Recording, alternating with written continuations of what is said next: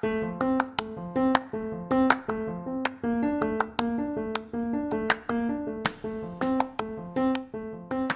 welcome everyone. My name is Kevin Garcia Cruz, and I've been teaching second semester for about a year now.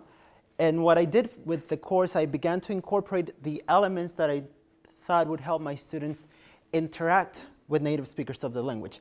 So one of the things that I created, I began to incorporate what we call the grammar of conversation, such as opening a conversation, expanding on a topic, closing a conversation, repairing a moment of miscommunication, seeking help from their interlocutor, but also other moments such as being polite.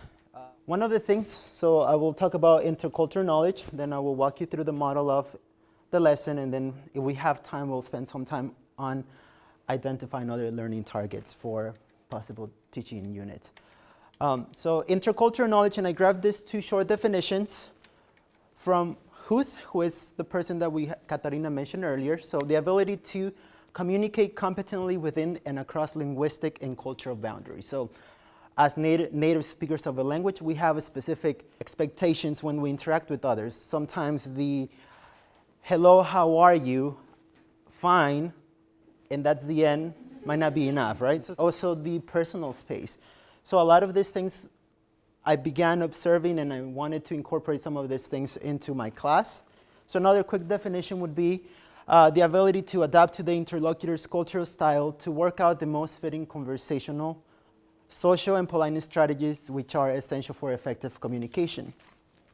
So with that in mind, I have this quick image, and I would like you to spend about a minute or so discussing what is happening here. If there is a moment of unsuccessful interaction, to what can we attribute that moment of unsuccessful interaction? So take about a minute, and then we'll continue. What are some of the things that we can identify as moments of misinteraction or unsuccessful interaction? For example, cultural discrepancies, right? So for example, we have here, at least I grew up in Mexico and my parents tell me when you meet someone, you go shake their hand, give them a hug, and give them a kiss. So that is not happening there, right? For example. And if I try to do that with someone who is not from the same culture, who is not used to seeing this type of behavior, they'll be, why are you getting so close to me? Why are you pulling me towards you, etc., right? So, and this also happens with specific interactional patterns. For example, we have speech acts such as compliments, we have already seen. We have also requests, we have refusals, we have complaints, we have invitations, we have apologies. And under that, we can also add the social interactional patterns such as greetings. Hello, how are you? I'm fine, and that's it, right? So what do you do after that? Leave taking. Do you just walk away from someone after you're done talking, or do you begin a leave-taking sequence, for example? Conversational openings. How are you today? This movie was good, etc. And the closings again. And also we can add the social linguistic aspects, address forms, preferred responses, expected behaviors, and cultural norms.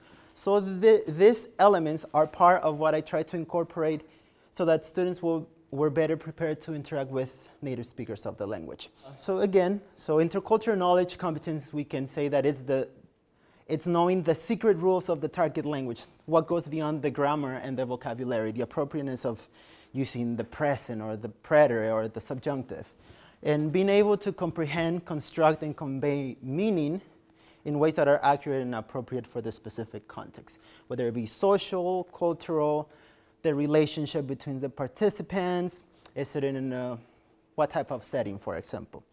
So how can we prepare our students, especially first and second year students, so they are better prepared when they interact with others? So I was able to identify, and this is based on research, we can teach in speech acts that are different between cultures, and other interactional patterns such as greetings, leave-takings, etc. This could be apologizing, complimenting, accepting or declining invitations and requests, seeking acceptance after a refusal, for example, and opening and closings in a conversation. So those are the elements that I have begun to incorporate in my class, and with that, I have a lesson on invitations. Today, I will walk you through what would be the second part of the lesson that focuses only on ways of refusing an invitation and ways to insist that the person being invited changes their mind after they have said no. Some of the research some of the articles that I read, I was able to find a quick and clear comparison between American and Latin American refusals.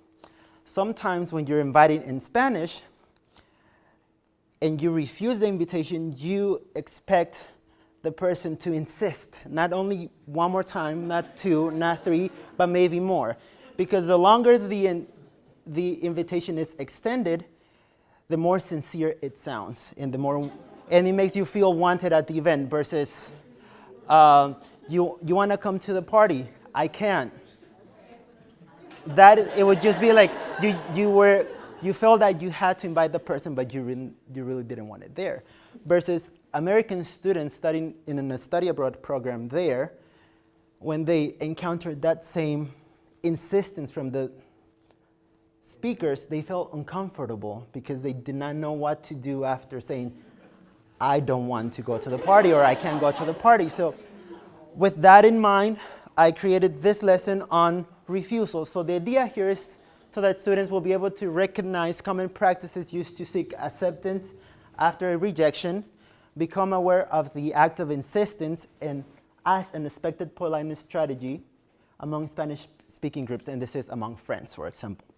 In compare and contrast refusal and insistent practices in the L1 and the L2. Okay? I will follow exactly the same pedagogical phases proposed by Beth and Hoods. So if we go into the actual lesson now, that would be page 3. So the first phase, students begin to think about how refusals and insistence after an invitation work in English. So this is a quick activity that would probably only take the first 5 minutes of class. And thinking that their vocabulary might be a little bit limited if they see the question, how do you decline an invitation in English? They might not have all the vocabulary. So usually I provide them with possible answers that they may just select. And all this would be in Spanish.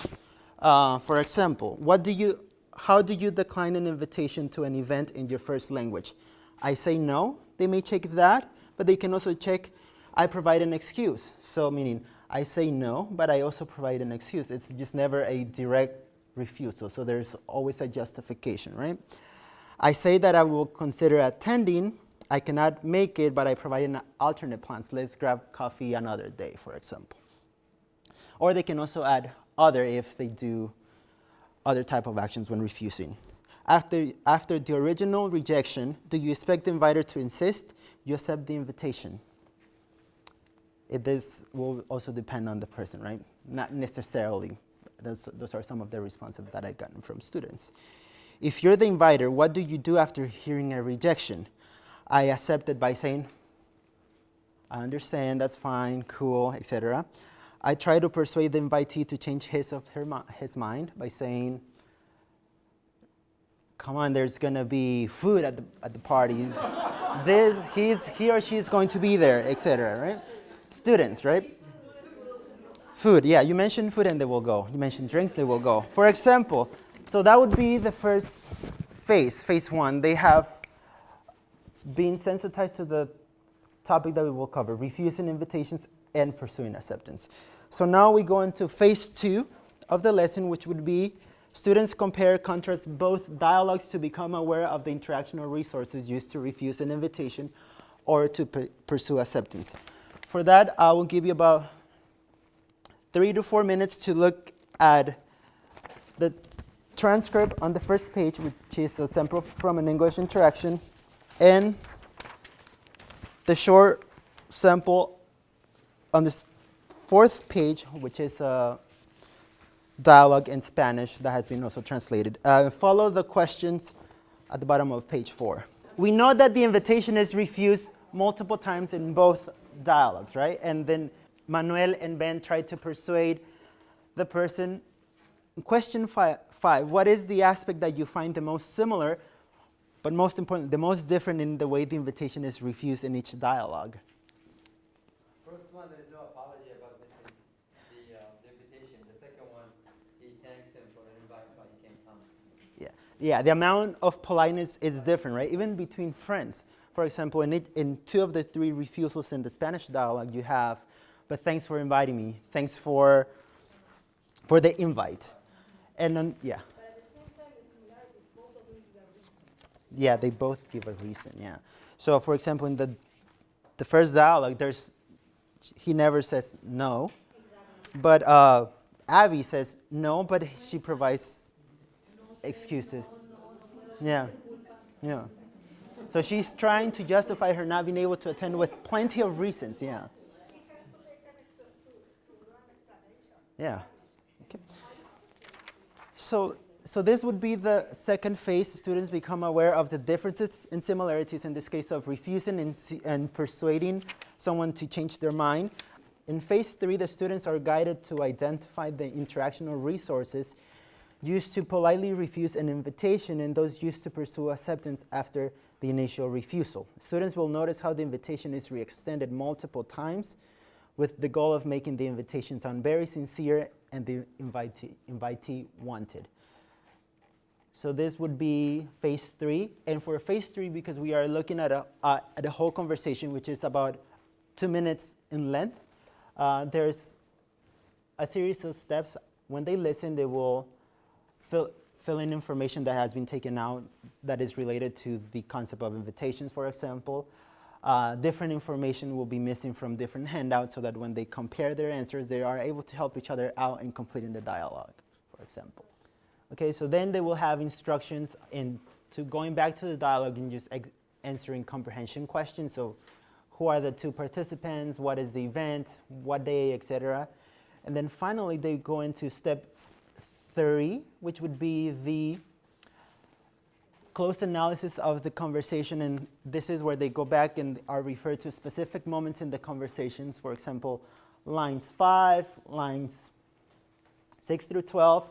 In line 5, Gemma reacts with okay, why, in order to show interest in Iker's plans, for example, right? Oh, you're having a party, great. But then immediately after, Gemma adds, mas el lunes lo llevo fatal. Monday is busy, it's a busy day, in order to justify why she cannot attend the party, but it's also, we can see it as a way to reject the invitation indirectly, right? They can, both. So this is the steps that we would do in class with the students. So in this case, this dialogue, the invitation is re-extended at least 4 more times. The students were, does that really happen in Spanish? If you really want the person to attend the party, of course it will happen, right? Especially if it's really good friends. Also, when we look at the video, they see that at some point, Iker touches the girl in the shoulder, trying to be more persuasive of, come on, let's go. And every time the invitation is re-extended by making it more appealing. I want you to meet some friends. It's not just about me. I want you to meet other friends. He offers plenty of opportunity for her to attend the party. You can arrive at 2 p.m. or at 1 a.m. Up to you, but just show up, right? So by the end, my students arrive at specific conclusions that, for example, the invitation, when it is re-extended, is re-extended to make it more appealing to the other person. The refusals, you take the interest in the person trying to be at the party from you and focus it on other people, for example. And the refusals are very polite. You say, thanks for inviting me, and you provide a lot of excuses that the person should interpret as maybe. And at the end, at least in this conversation, there's never a direct refusal. At the end, she promises that she will think about it, which is really a no, right? But so. Do you teach any difference between the cultural interaction between in in Spanish that is spoken in Latin America or Spanish that is spoken in Spain? It depends on the data that I have. For example, this dialogue is between friends from Spain, but the data that I found was doing a research in Latin America, so I was able to see the similarities. So in this case, the conversations, or at least this refusal pattern, was very similar both in Spain and in Latin America. There is another study that focuses only on Mexican Spanish, and the amount of politeness increases a little bit more. So this is another study that we could also incorporate into it. To phase 4, which is the written or oral practice, and in here is just a very simple activity. Students get different cards and they walk around the classroom extending invitations, but there's only another person in the class who has the same information on the card. So until they find that person, they will be getting refusals. So the person making the refusals will have to try to do it in the most polite way, while the other person is trying to persuade them to change their mind. And once they find that, they begin and they elaborate a dialogue, etc. And that should be the end of the lesson. And what I do, the translingual, transcultural reflection is done at home because I want them to do it in English, because at this point I am more concerned to see if they were able to grasp the concept and also see the cultural differences. And I think they will be able to express that better in their native language, in English. So I asked them to take into account the refusals, and see if they can compare them to, for example, their L1, whether it be English or other. And so I have this one, for example. So we have Spanish, we have English, but someone also talked about Chinese. In Chinese, extending and refusing an invitation is often indirect, more like the second dialogue than the first. For example, sometimes people will give an invitation as if it is not planned. Sometimes people will talk about something else at the beginning rather than directly jump into the topic. When rejecting an invitation, people usually need an excuse which is reasonable and will not hurt the other. These behaviors are generally considered as politeness. However, more and more young people become direct in invitation and refusing nowadays. So he's aware of some of the things that are happening. So I have seen the indirect refusals, but also I've noticed these types. And throughout the semester, I asked them to go back and reflect on this type of tasks to see if they are able to corroborate what they wrote on this original reflection, and if they can add or make changes to them. So it's a great way to also introduce culture, or to teach about culture rather than, for example, play a song and show a movie. So this allows us to show culture through the specific conversational patterns or interactional patterns that we can find in this case Spanish, for example. Okay, so that would be the lesson. The last 5 minutes, I will like you to go to page 10, and this is what I would do. I would find a dialogue or a transcription from research or from a conversation that I found. I transcribe it, and then I sit and look through it to see what other elements I can incorporate. Sometimes a simple transcription, one transcription, may be useful to develop different lessons. Greetings, invitations, etc. So your goal for the last 5 minutes is to read over the transcription on page 10 and try to identify at least 1 or 2 teaching targets based on this chart. Speech acts, other social linguistic aspects, interactional patterns. And so this is an English interaction. So just so that we have some sort of common ground here, and then we can discuss it quickly. Were you able to find a possible learning target based on this dialogue, a specific topic that you might be able to teach to your students? How to keep the conversation going. How to keep the conversation going after the short pause in line 12. Sure, yeah. You can see why it breaks down. So if the first person asks the question, the second person responds, first person again asks the question, responds, but there is no follow-up question from the second person. Of course. So that's why the conversation dies. And again, the first person asks another question, the second person responds, asks a question. So that keeps the conversation going. So I think this- that's important. This one's, at least for this dialogue, we can use them either for the compare contract section in our own language, or to develop a full lesson based on this. For example, the how to expand on a topic after there is a pause. So you, yeah, yeah. And maybe tied into that, I mean, I don't know if this might be under cultural norms, the points that are elongated sounds for emphasis sort of signal new topics. Yeah.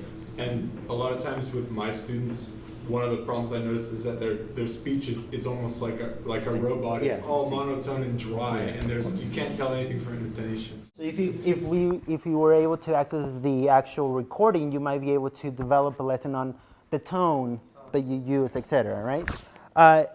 From her, she has this book, and I think you might be able to access this recordings online from Baraja Rohan. And that's pretty much it for my presentation. Thank you.